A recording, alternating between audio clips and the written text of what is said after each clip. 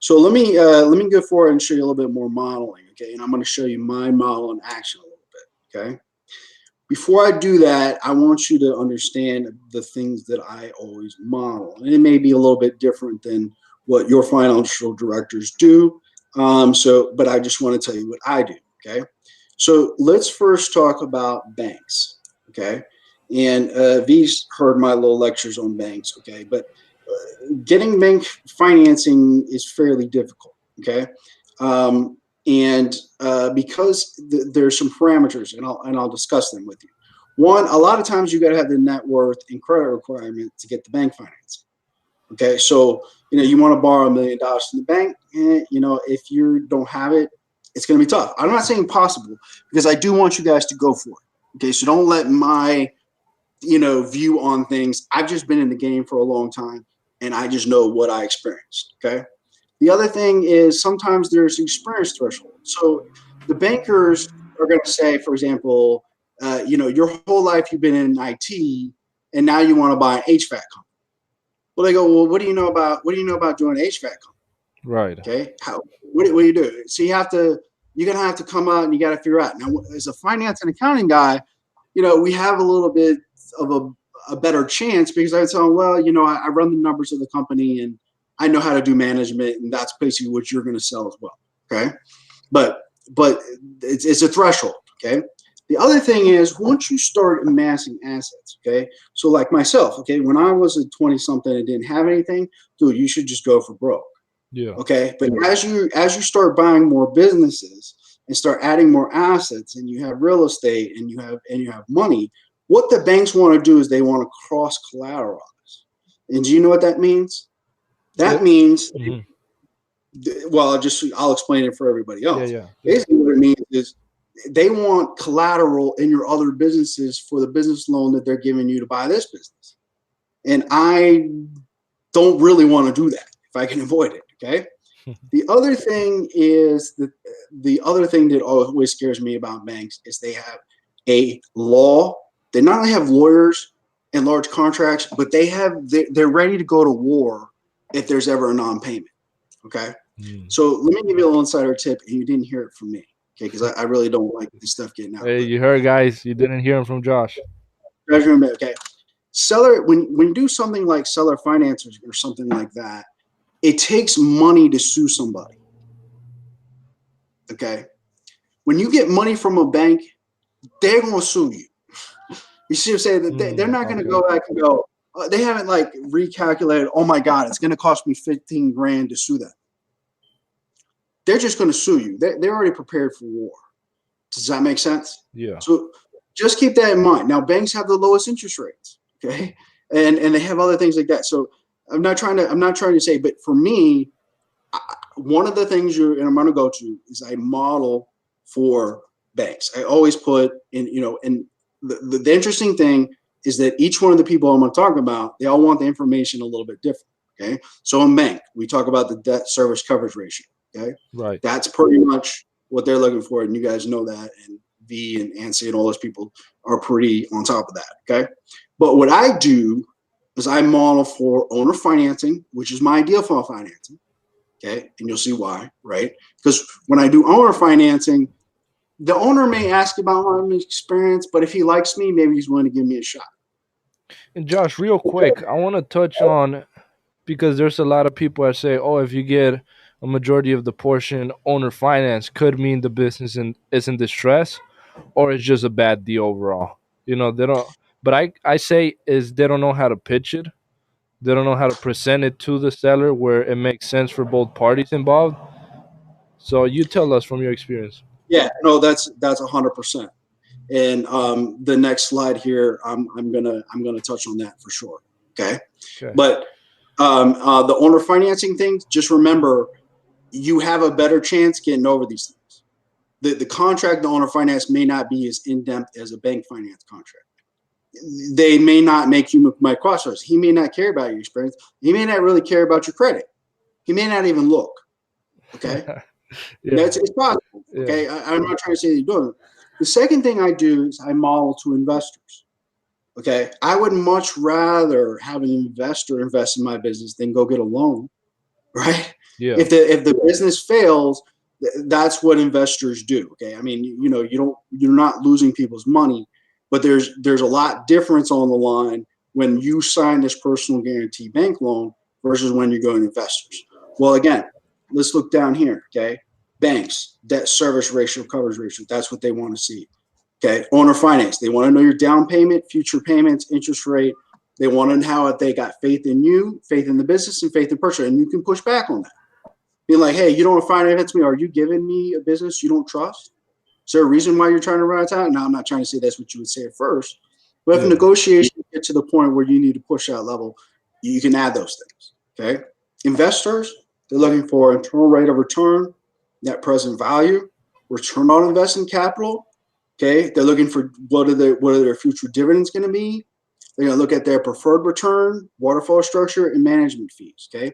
And so I model like for all three of these guys because what I want to have access to all three. My preference is to have these two, and this is a last resort backup. Okay. That's your bread and butter, owner financing and investors.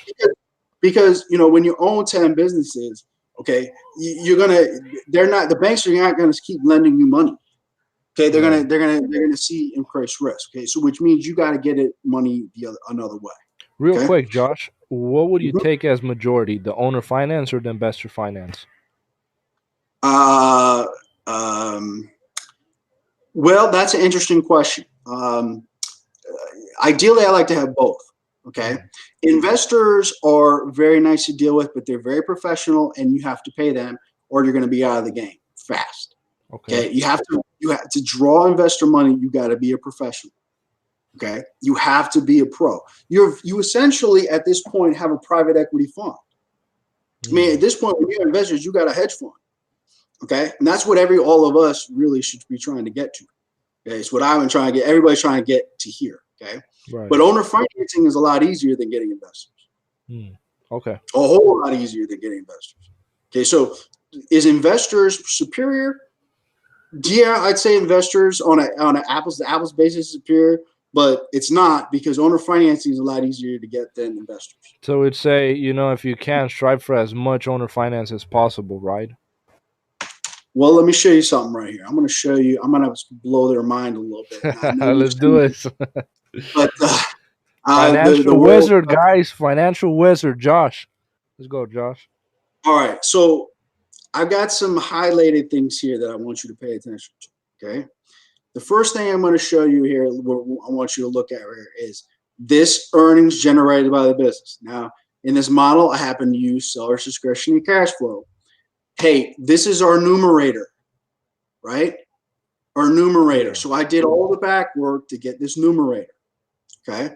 Now I want you to look right down here. Okay. This is buyer's required annual rate of return. Okay.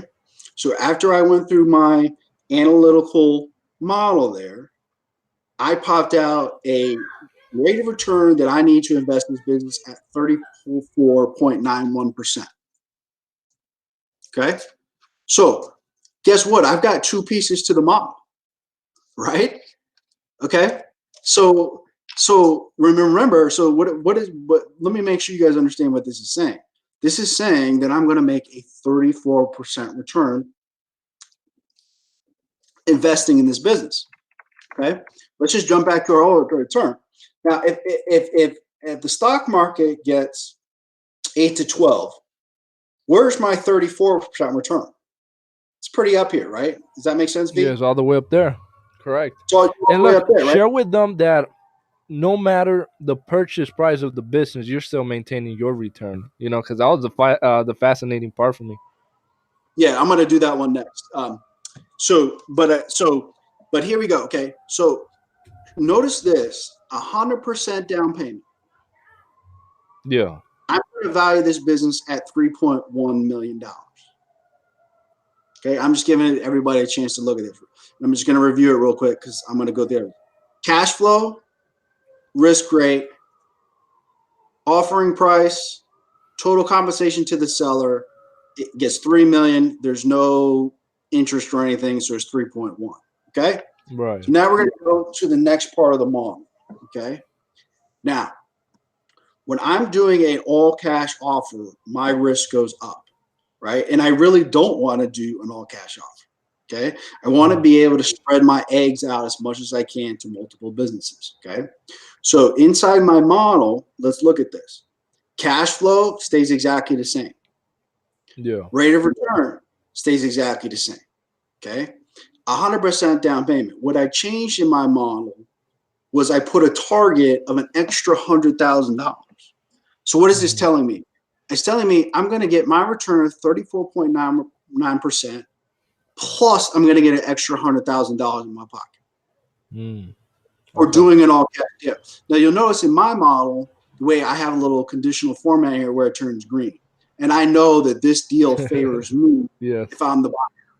Okay. So I do the same thing when I'm walking on the sell side, is that I push these numbers in here and I go and I back into whatever rate they're doing and see who it does.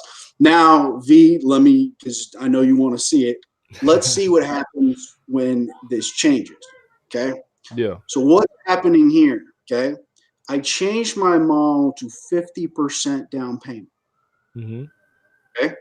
Let's everybody can see the cash flow did not change. Yeah. Okay.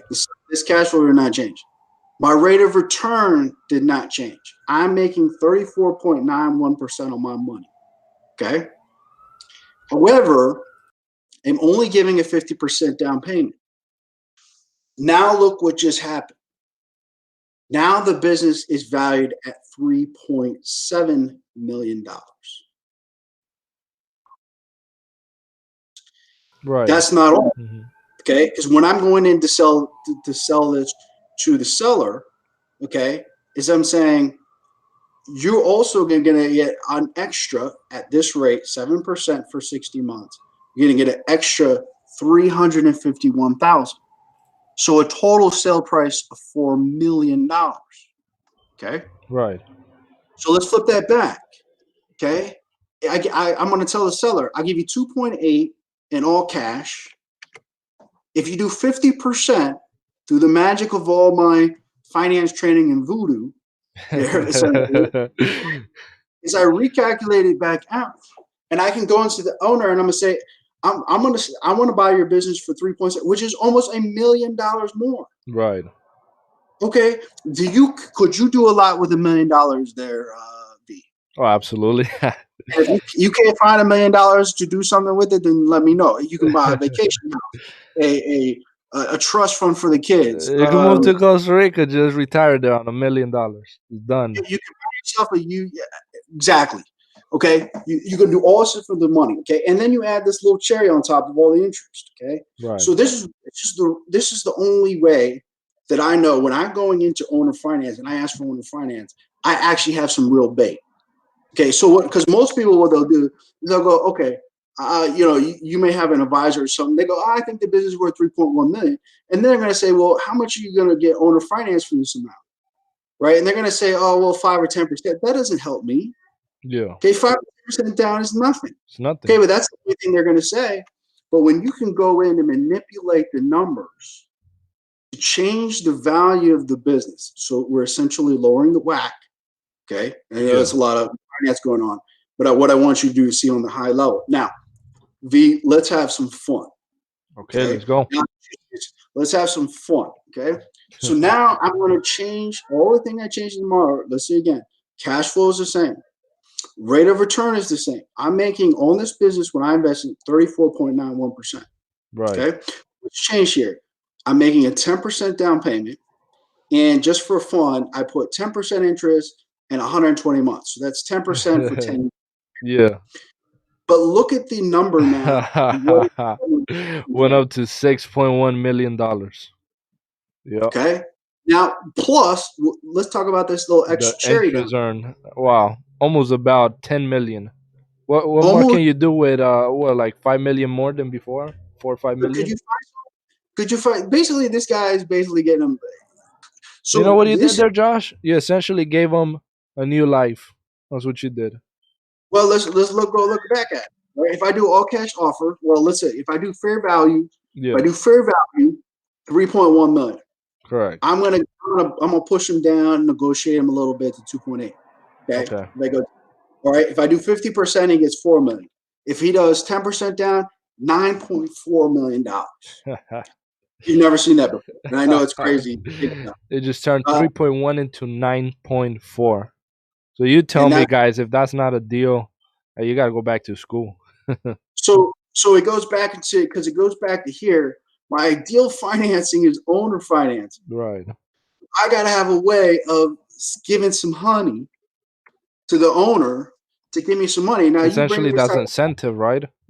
it's the incentive to get the deal owner financed. Another Okay, and thing, that's real quick, Josh, I want to talk about is, and this is a very important point to leverage in regards to a negotiation, is talk about the capital gain taxes. If they take a lump sum, it's about 40% that they're losing off top. So if you could sell or finance more over a period of years, that down portion will be less tax, and the money they're gonna get with the seller finance on the interest accumulated will compensate for that loss in tax. Essentially, they're getting almost all their money and more.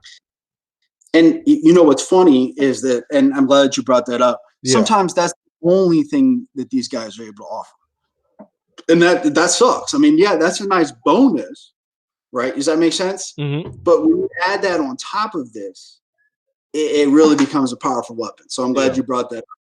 Now let me jump to because Vino This that is is the guys, magic sheet, guys. and this is so basic, but it's so funny that everybody's so confused on this. Okay, Yeah.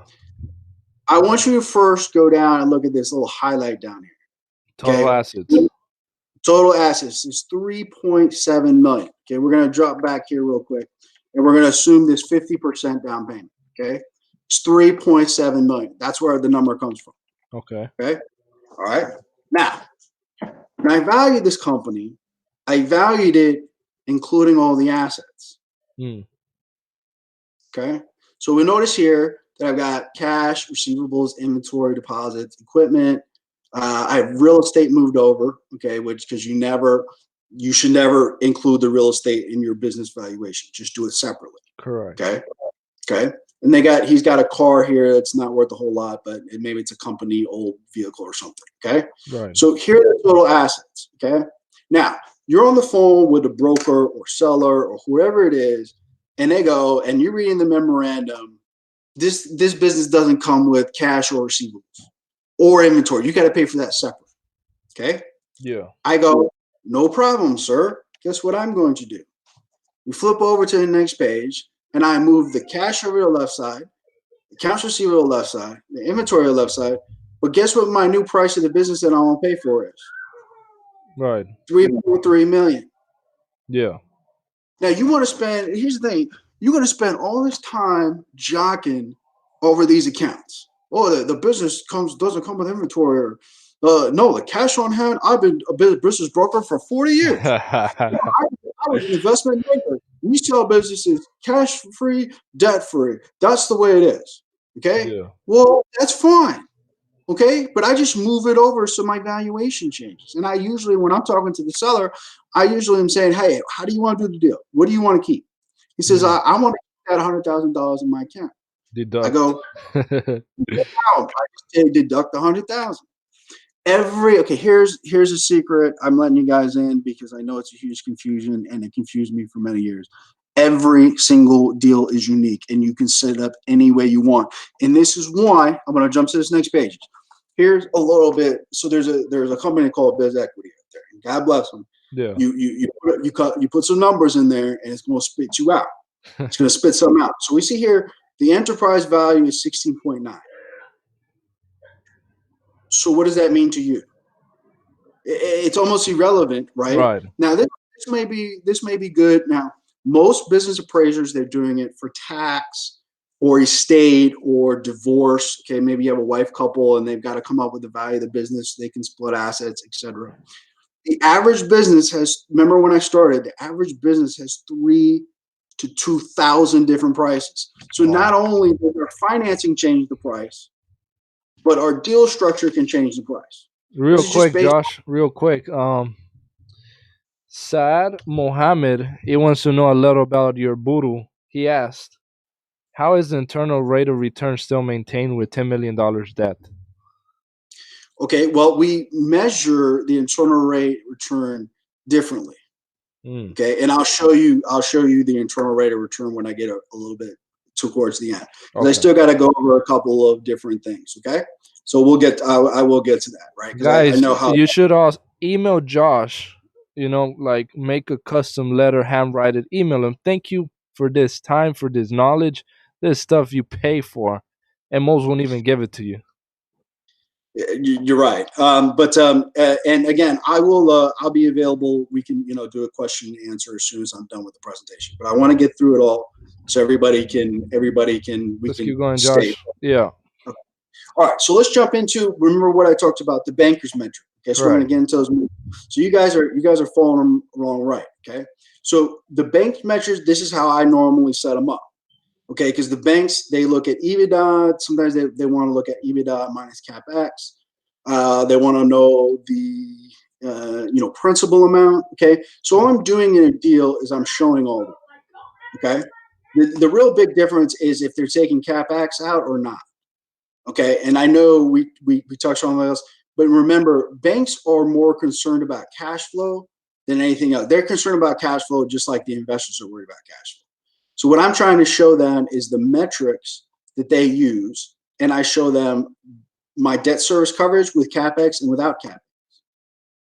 Okay, so simply it's just EBITDA, because this is the way they like to see it. They look at EBITDA, they want to minus capex, and then we look at the loan that they're going to do, and then we show them that service coverage ratio. Okay, you guys, there's a lot of stuff on this that you guys can see. Okay, let's talk about the investor rate of return. Okay, so this is essentially a three-tiered waterfall. Okay, and the way we calculate IRR is basically your negative out cash flow and then your positive essential inflow. Okay, the Gordon growth model is essentially a truncated discounted cash flow. The reason why I don't have people start on discount cash flow is because if you don't know what you're doing, you're going to make large errors. And those large errors are going to cause your valuations to go whack. And it's just like the girl I was talking about in Central America. Okay, she used a discounted cash flow, and instead of using the Gordon growth model, okay, discounted cash, I don't have a slide for that, but you go in, all traditional analysts use DCF, which is the same thing as the Gordon growth model. Okay, they just want to be able to change the different growth rates and different assumptions, which is fine, but you need to know what you're doing, because if you don't understand the Gordon growth model, which is the basics here, you'll never understand discounted cash flow. You don't need discounted cash flow. I don't ever need it unless I'm dealing with a company that's like brand new, it's a startup, something that's real funky. Then I use a DCF. We're essentially buying businesses that are cash flowing and probably been around a little while. You don't need it. Okay, and again, the problem with the discounted cash flow is it's fraught with errors. Okay, but basically, what you're trying to do is you're trying to show them that internal rate of return, because again, that's what a family office, private equity firm, that's what they're using as their basis. Now, one of the tip that I'm going to give you and save you guys a lot, if you're trying to get investors, make sure you show the investors how much money you're going to be making as a sponsor. Okay, even all the time where somebody, I'll get, well, the private equity funds that I work for, they get sent by some investor, and he just shows how much he's just showing how much the investors are getting. No, they want to know the whole cat. They don't mind paying you more because they know you're going to do the work.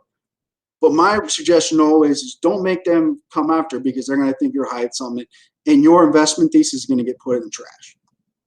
Okay, because if I don't see what you're making and I can compare it to what I'm making, then it's useless to me. Okay,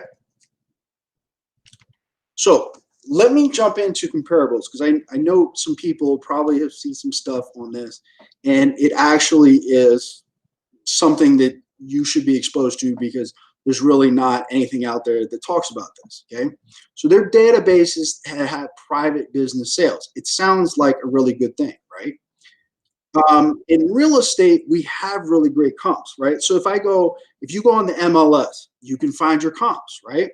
You go on Zillow, they've got all these things out there that show you how much. V, I can go and look up how much your house is, and you can look up how much my house is. Okay? Right. You have comps everywhere.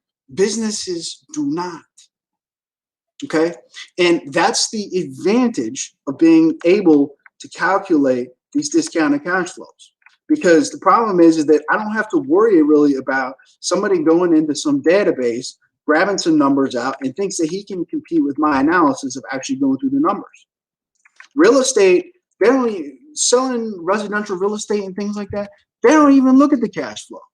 They're just looking at the comps. They're like, well, okay, this company has the same amount of bedrooms, or business has the same amount of bedrooms. Well, it must be worth the same price. Okay, so let's take a look at some of the data. Now, I know it's a little hard to see, but I wanted you to see it from the big point of view so you can see how the data is laid out. Okay, so let me zoom in here. Okay, so right here, I'm trying to find, disaster rehab companies. Okay, well, we've got their revenue here. All right, and we see one that's 4 million. That looks like the big boy. And then revenues, million, a little bit closer up, and we see what's going on there. Okay, STD, seller discretionary earnings. Okay, somebody put this in the database there. Inventory, it looks like it's not an inventory business because they're essentially reporting no inventory. Furnished fixtures and equipment. Okay, is this so? Which here's super interesting. This company right here produces $1.2 million, and they have $275,000 in furniture and fixtures and equipment. Yeah. But this company here produces $1.4 million in revenue and only has $50,000 in furniture and equipment. Do you know why that is? What possibly it is? What is that?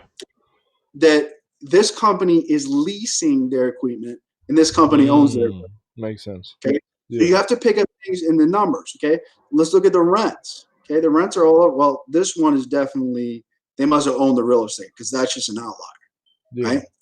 But 4%. So you got some data here, employees. Let's go to the next page. Look at the transaction. Okay, we got asking price, closing price, price to revenue, price to SCD, the down payment, the terms. This is good knowledge. Okay, this is good to know, right? When we're negotiating. But over the past, and this is recent, I literally took this, I don't know, the other day. We only have in this database, I think these first two aren't even things. You're only talking about 8 different companies, and we don't have anything that's recent. Is today's economic environment the same as 2015? I don't know. You have to make that assessment as the analyst, okay? So like I said, you know how I use these? How do I use these values?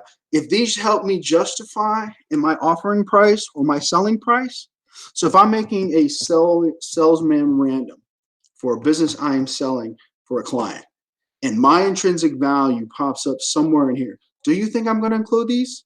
Heck yeah, right? I mean, why not, right? But the problem is if you're using this as your sole place of how you're coming up with the value of the business, this doesn't tell you anything about the cash flow. And again, this data is really shoddy because let me show you what happens next. Yeah. Do you see all the locations of the business? Right. Do you see the majority are in Florida? So is that relevant if you have a disaster relief company in New Hampshire? I don't know. You see what I'm saying? That's why using these data points, yeah, it's okay. At least you're getting something. Okay, you're getting some data, and if it helps you out, okay. But if I was selling or buying a company, a disaster rehab company in Florida, then this is a really good thing to use. That makes sense, right? But if I'm in freaking Minnesota or Vermont, I don't know if this makes sense. Correct.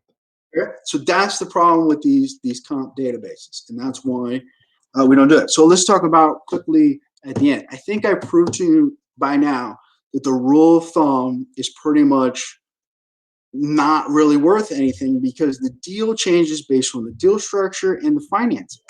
Okay. So again, when somebody's talking to me on the phone and they're talking in their language, they could have done this for 15, 30, 40 years and they just see things only one way. That's fine. But I definitely want to know that again. It's basically comes down to what is the cash flow we talking about, what cash flow, and what risk rate's being used. Okay, I've seen hundreds of prices on acquisition, just like I showed you. Okay, Yeah. and so my thing is, if you're using the rule of thumbs to make your acquisition, that's a fool's game. Okay, because you can get shellacked with negative cash flow when the whole time you thought that you were buying a good business. And again, this is my little spiel: is don't use rule of thumbs. You can Mhm. use them as a quick metric and read about how a broker may be doing a business, but don't do it when you're putting money or your clients'